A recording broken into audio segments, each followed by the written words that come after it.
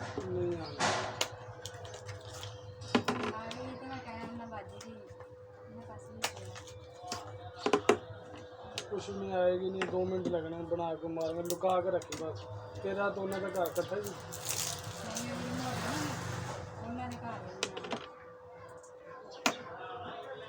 उनकी भैन जी ਆਹ ਮੋਟੀ ਜਿਹੜੀ ਸੱਤ ਨਾਲ ਚਲਾ ਲੈਂਦੀ ਉਹ ਨਾ ਨਹੀਂ ਵੇਚ ਸਕਦੀ ਕਰਦੀ ਆ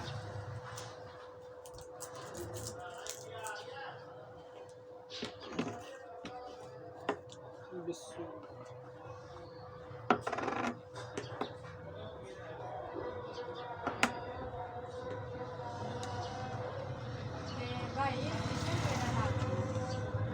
फिशल ते ब्लीच चिड़िया वाली करया कर बस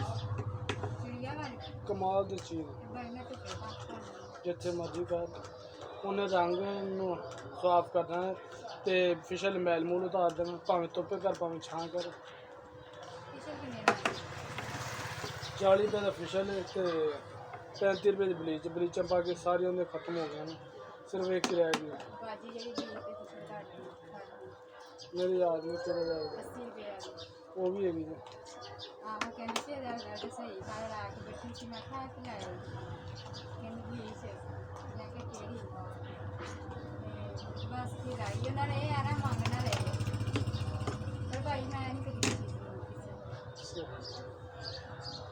ਆ ਤੇ ਮੇਰੇ ਭਰਾ ਨੇ ਆਪ ਉਹਦੇ ਪਾਸੇ ਭੇਜਿਆ ਤੇ ਮੈਂ ਕਿਆ ਕਰਨਾ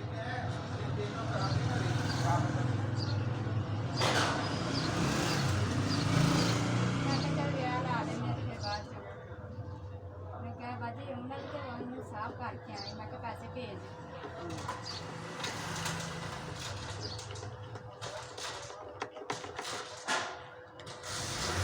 ले भी उनकी मेहरबानी भाई वरना कौन देंदा नहीं देना है नहीं मेरा चाचू बड़ा चंगा है कहता उन्हें दो बार बच्चे नहीं मचले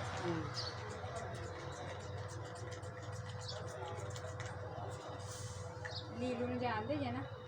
नीलू ਹਾਂ ਉਹਦੀ ਬੀਵੀ ਹੈ ਮੈਂ ਕਿਹੜਾ ਕੰਮ ਕਰਦਾ